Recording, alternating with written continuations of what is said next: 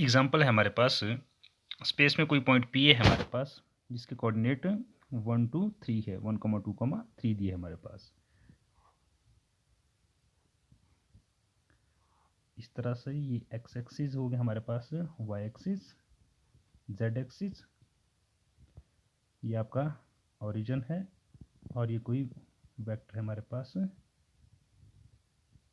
और यहाँ पे आपके पास पॉइंट पी है जिसके कोऑर्डिनेट हमारे पास एक्स वाई जेड दिए है, एक्स वाई जेड। जो ये वेक्टर ओपी है इसको हम लोग पोजीशन वेक्टर बोलते हैं, अभी डिस्कस करेंगे इसके बाद पोजीशन वेक्टर क्या होता है।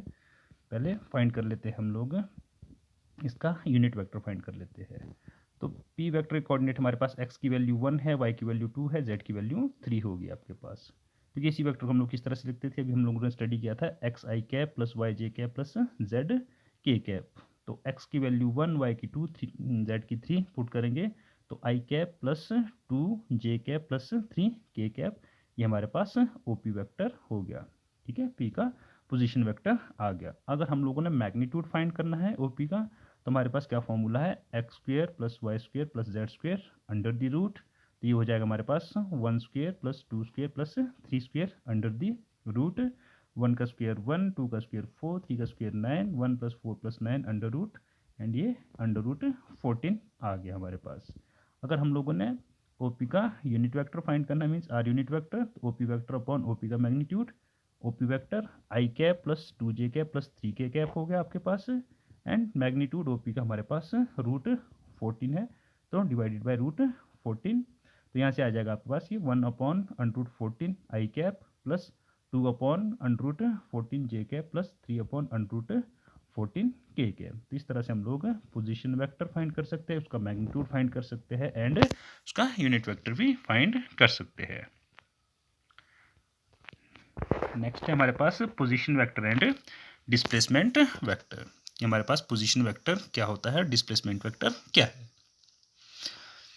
जो पोजीशन वेक्टर होता है हमारे पास, वो किसी भी पॉइंट का ओरिजिन से हम लोग वेक्टर ड्रॉ कर देते हैं स्पेस में, जो हमारे को एक आइडिया देता है direction and distance with respect to origin, gives us an idea about the direction and distance of point from the origin in space.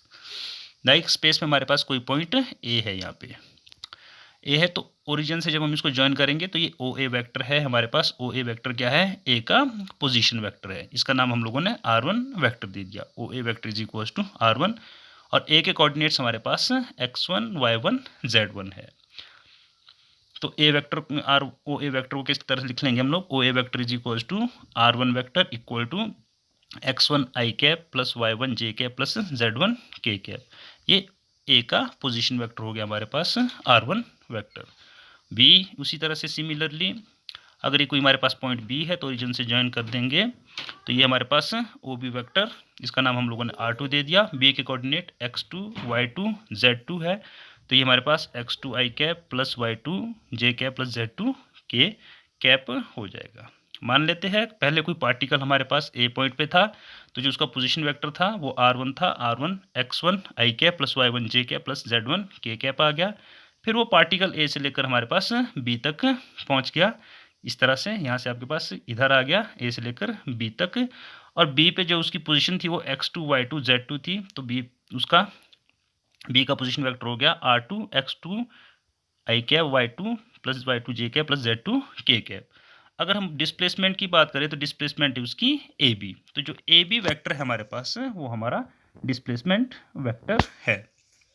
A B vector is equals to displacement vector. तो A B vector को हम लोग किस तरह से लिख देते हैं, A B is equals to D vector displacement vector O B vector minus O A vector. जो ओ बी वैक्टर है फाइनल पोजीशन वेक्टर है हमारे पास, और जो ओ ए है वो इनिशियल पोजीशन वेक्टर है। तो डिस्प्लेसमेंट वेक्टर किस तरह से निकालते हैं हम लोग, final position vector minus initial position vector. तो जब हम लोग ओ बी में से ओ ए को माइनस करेंगे तो हमारे पास एक्स में से एक्स वाले माइनस होंगे, वाई में से वाई वाले, जेड में से जेड वाले माइनस होंगे। तो means x2 minus x1 I cap आ जाएगा, यहाँ से y2 minus y1 J cap आ गया, z2 minus z1 K cap. इस तरह से हम लोग डिस्प्लेसमेंट वेक्टर फाइंड कर सकते हैं। एग्जाम्पल ले लेते हैं। एग्जाम्पल है हमारे पास particle initially at point A, कोई पार्टिकल ए पे है इनिशियली जिसकी कोऑर्डिनेट 2,4,6 है, 246 मीटर है, moves to point B 3 2 -3, find displacement vector.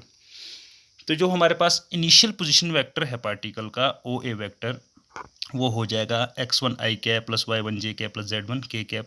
x1 y1 z1 की वैल्यू हमारे पास 2 4 एंड 6 है, तो यहाँ से वेक्टर बन जाएगा हमारे पास 2 i cap plus 4 j cap plus 6 k cap. And final जो पोजीशन वेक्टर है वो भी वेक्टर हमारे पास वो हो जाएगा x2 i cap plus y2 j cap plus z2 k cap. x2 y2 z2 की वैल्यू 3 2 एंड -3 पुट करेंगे तो ये हमारे पास 3 i cap plus 2 j cap minus 3 k cap हो जाएगा। और डिस्प्लेसमेंट वेक्टर की बात करें तो डिस्प्लेसमेंट हमारे पास पार्टिकल ए से बी तक मूव हुआ है, तो A B vector is equal to O B minus O A हो जाएगा। Final position vector minus initial position vector, तो माइनस करेंगे O B minus O A, तो 3 minus 2 I cap plus y2 minus y1 यहाँ पे हो जाएगा 2 minus 4 j cap, z2 minus z1 हो जाएगा हमारे पास -3 माइनस 6 k कैप, और सॉल्व करके आ जाएगा हमारे पास 3 माइनस 2 1 बचेगा, I cap 2 minus 4 minus 2 j cap -3 minus 6 minus 9 k cap. इस तरह से हम लोग डिस्प्लेसमेंट वेक्टर फाइंड कर सकते हैं।